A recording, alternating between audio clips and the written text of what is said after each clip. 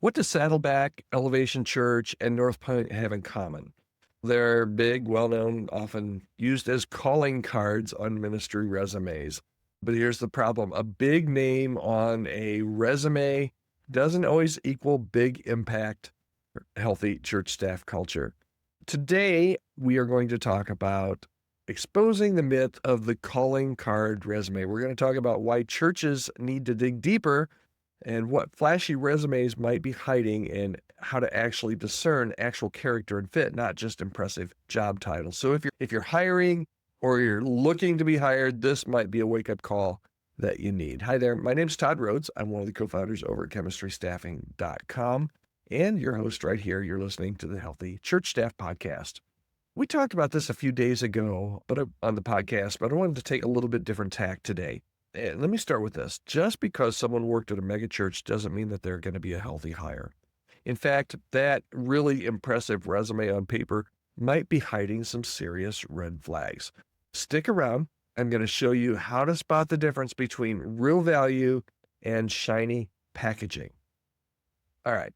We've all seen it, right? It's the resume that just makes you say, someone applies for your staff and boom, there it is, former worship pastor, Elevation Church, or creative director, Saddleback, and your gut says, this is it. I remember at my church in Bryan, Ohio, when I was an elder there, we were hiring a worship pastor years ago, and we had a former American Idol contestant. I don't remember how far he made it, but I had watched American Idol when this person was on, and I saw the name, and I thought, I recognize that name. And we thought, wow, that would be pretty impressive if we were able to hire the person that was on American Idol. Your gut says, wow, this is it, right? But here's the problem. We often confuse proximity to greatness with personal health or effectiveness. Just being on the roster of a high-powered church, just being a contestant on American Idol, or even a finalist doesn't mean that they led well, or they led with integrity, or even, hear me, or even that they led at all. In some cases, maybe they were just along for the ride, or worse, they left under some really messy circumstances. So you just have to remember that flash doesn't equal fit. Big name churches often have big teams, and that role listed might have been one slice of a massive pie, or specialized or siloed, or even disconnected from a core ministry role. A lot of times we'll interview people that have a big church on their resume, only to find that it was either a volunteer role or a very insignificant role, but they're putting that face forward on their resume, knowing that they're going to get some calls because they worked at Saddleback or they worked at North Point. Sometimes these roles, when you see them on the resume, give this illusion of broad experience, but the reality could be just really narrow execution. And when that person joins your smaller church, expecting the same systems and the same budget and the same culture, you're setting yourself up for some disappointment, and some really fast disappointment.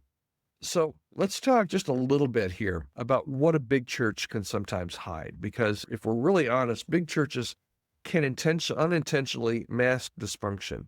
Leaders can coast on momentum or hide behind layers of staff. And I've worked with churches where a staff member came from a well-known ministry and flamed out after 6 months or a year. And it's not because they weren't talented, but it's because they weren't healthy. And maybe some of them weren't teachable. Maybe some had entitlement issues because they worked at a big church. Maybe they've never learned how to build something from scratch.